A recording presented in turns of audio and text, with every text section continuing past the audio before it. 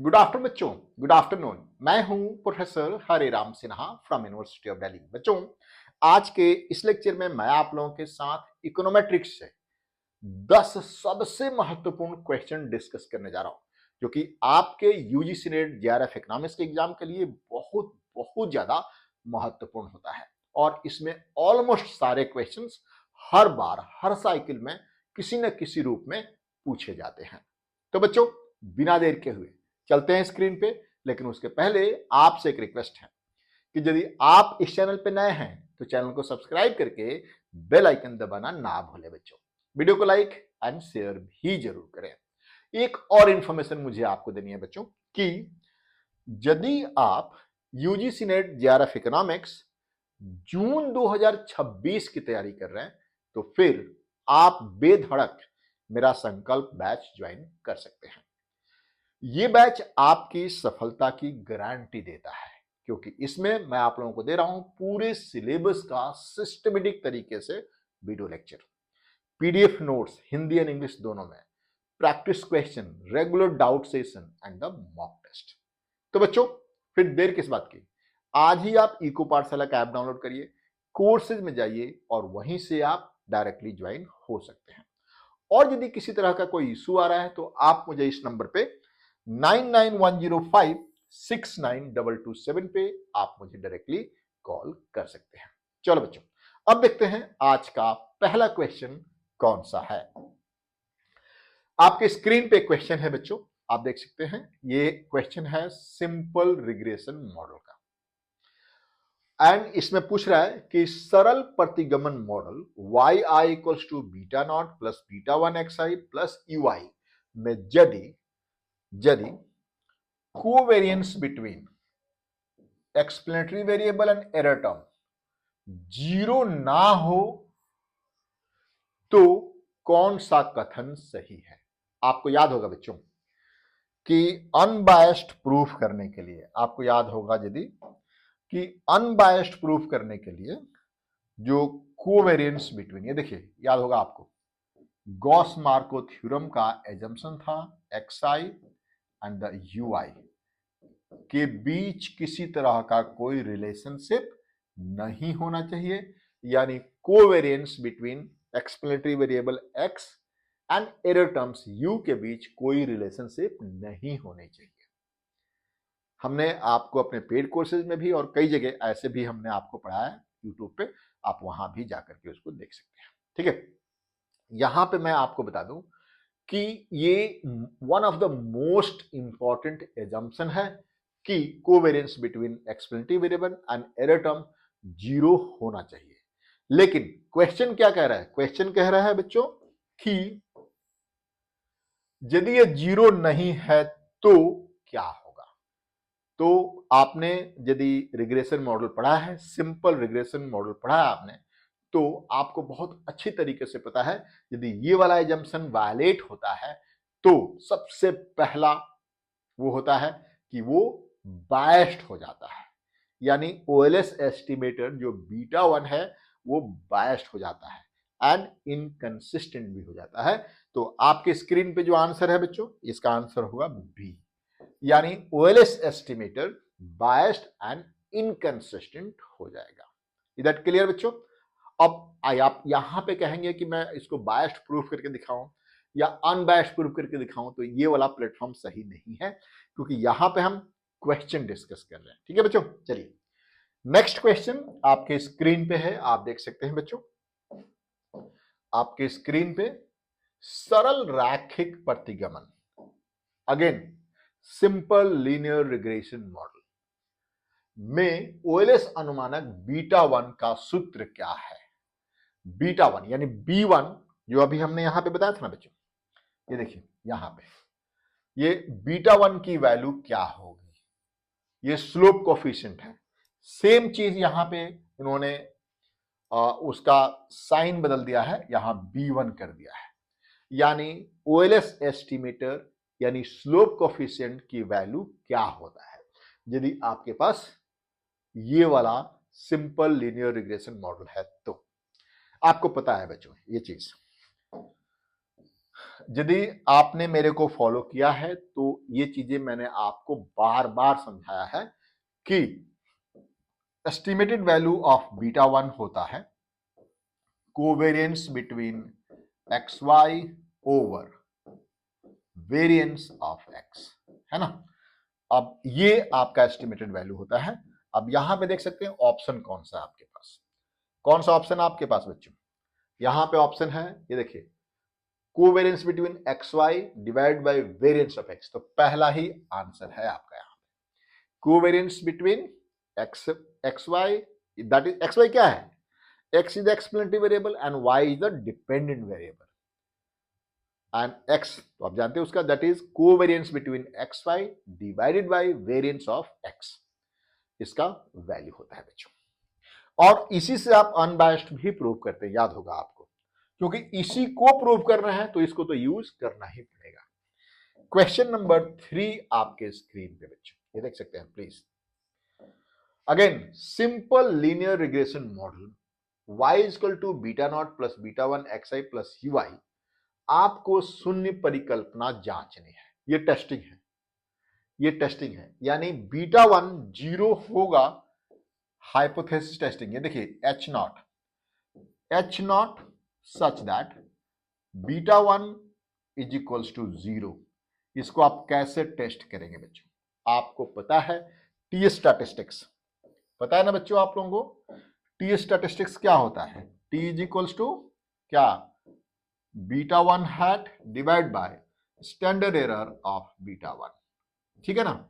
तो आपके सामने है, ये वैल्यू आपके सामने दिया गया है, कितना है बच्चों, बीटा वन की वैल्यू कितना है, ये देखिए बीटा वन या बी वन एक ही बात है, बीटा वन या बी वन एक ही बात है, दैट इज 2.5 डिवाइडेड बाय 0.5, तो इसकी वैल्यू आ जाएगी 5, यानी टेस्ट स्टैटिस्टिक्स टी की वैल्यू जो है, टी की वैल्यू 5 है, टी की वैल्यू 5। आंसर कौन सा होगा इसमें, answer will be B, answer will be B.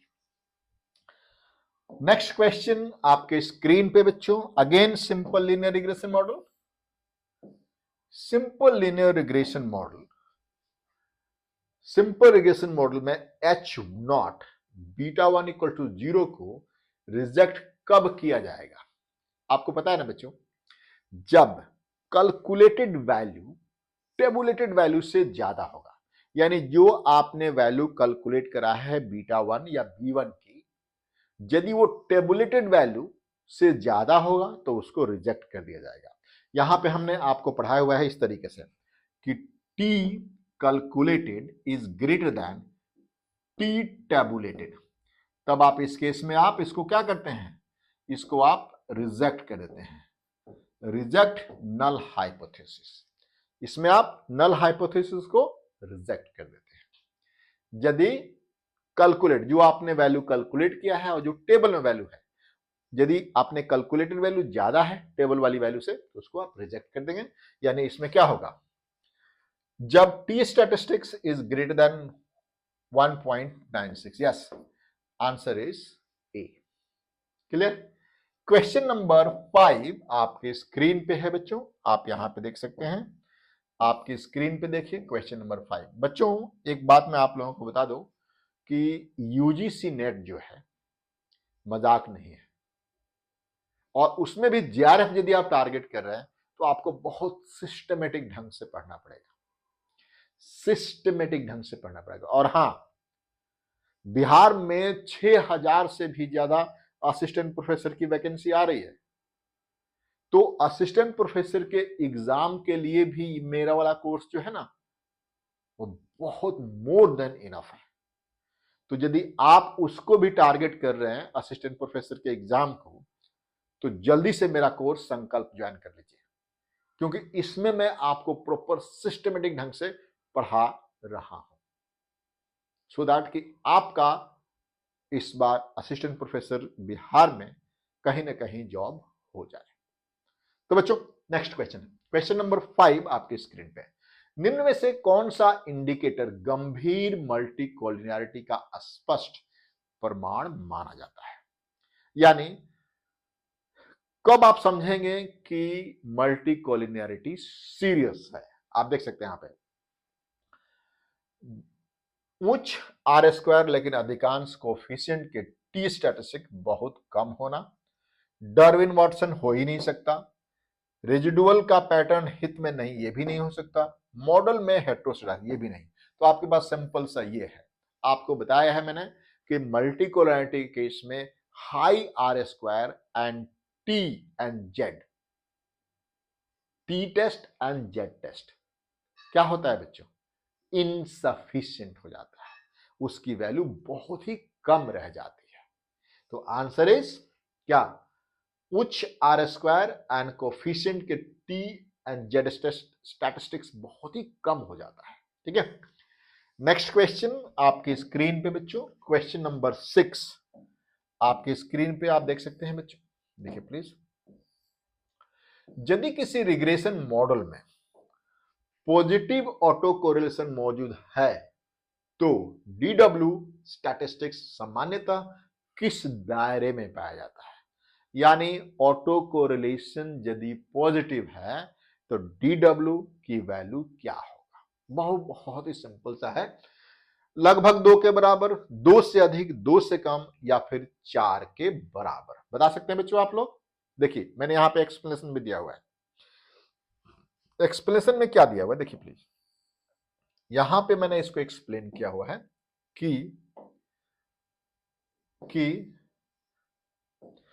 यदि डीडब्ल्यू की वैल्यू, प्लीज देखिए ध्यान से, यदि डीडब्ल्यू की वैल्यू, ये देखिए डीडब्ल्यू की वैल्यू 2 से कम है तो इसे आप पॉजिटिव ऑटो कोरिलेशन का प्रमाण मानते हैं। डीडब्ल्यू की वैल्यू 2 है तो कोई ऑटो कोरिलेशन नहीं है। डीडब्ल्यू की वैल्यू 2 से ज्यादा है तो उसे आप निगेटिव ऑटो कोरिलेशन मानते हैं। यानी 2 से कम है तो उसे आप पॉजिटिव ऑटो कोरिलेशन, 2 है कोई ऑटो कोरिलेशन नहीं है, एंड यदि 2 से ज्यादा है तो उसे आप निगेटिव ऑटो कोरिलेशन मानते हैं। आंसर क्या होगा बच्चों? यहां पे आंसर बता सकते हैं आप लोग? पॉजिटिव ऑटो कोरिलेशन के लिए क्या है? यस, पॉजिटिव ऑटो कोरिलेशन के लिए डी की वैल्यू 2 से कम होनी चाहिए, लगभग 2 के बराबर, 2 से कम है। Answer is C, answer is C. Question number 7 आपके स्क्रीन पे बच्चों, क्वेश्चन नंबर 7 आपके स्क्रीन पे देखिए, रिग्रेशन मॉडल में हेटेरोसेडास्टिसिटी होने पर निम्न में से कौन सा कथन सही है? यानी हेटेरोसेडास्टिसिटी के केस में which of the statement is true? देखिए प्लीज यहां पे बता पाएंगे आप लोग बच्चों? ओएलएस अनुमानक अब भी अनबायस्ड रहते हैं लेकिन इफिशिएंट नहीं होते हैं। ओएलएस अनुमानक बायस्ड और इनकंसिस्टेंट हो जाते हैं। ओएलएस अनुमानक स्टैंडर्ड एरर पर कोई प्रभाव नहीं पड़ता है। ओएलएस को ब्लू बनाने के लिए कोई अतिरिक्त तकनीक आवश्यक नहीं होती है। क्या आंसर होगा बच्चों? बहुत सिंपल सा है, आपको पता है हेटेरोसेडास्टिसिटी में अनबायस्ड रहता है लेकिन इनकंसिस्टेंट हो जाता है। ठीक है, तो that is answer is a. Question number 8 आपके स्क्रीन पे बच्चों, आप इसे देख सकते हैं, देखिए प्लीज। हेटेरोसेडास्टिसिटी का पता लगाने के लिए निम्न में से कौन सा टेस्ट यूज किया जाता है? मतलब हेटेरोसेडास्टिसिटी को टेस्ट करने के लिए कौन सा टेस्ट यूज किया जाएगा? आप बहुत अच्छी तरीके से जानते हैं बच्चों, डार्विन वाटसन ऑटो कोरिलेशन के लिए होता है, बीपीजी टेस्ट होता है, BP test that is Breusch Pagan test है, जो कि हेटेरोसेडास्टिसिटी को टेस्ट करने के लिए यूज किया जाता है। ठीक है, नेक्स्ट क्वेश्चन, नेक्स्ट क्वेश्चन आपके स्क्रीन पे है बच्चों, आप देख सकते हैं यहां पे क्वेश्चन नंबर 9। ये प्रोबेबिलिटी से क्वेश्चन है। किसी डिब्बे में 5 लाल गेंदे और 3 नीली गेंदे हैं। यदि एक गेंद को यादृच्छिक रूप से निकाली जाती है तो नीली गेंद आने की प्रायिकता क्या होगी? तो नीली गेंदे 3 है, टोटल क्या है ये देखिए 5 + 3 = 8। नीली गेंद निकालने की वो है प्रायिकता 3/8। 3 ही है ना नीली गेंदे, तो उस कोई ना कोई उसी में से निकलेगा यदि नीली निकाला जाए तो उसकी प्रायिकता क्या है 3/8। Answer is B. ठीक है, नेक्स्ट क्वेश्चन।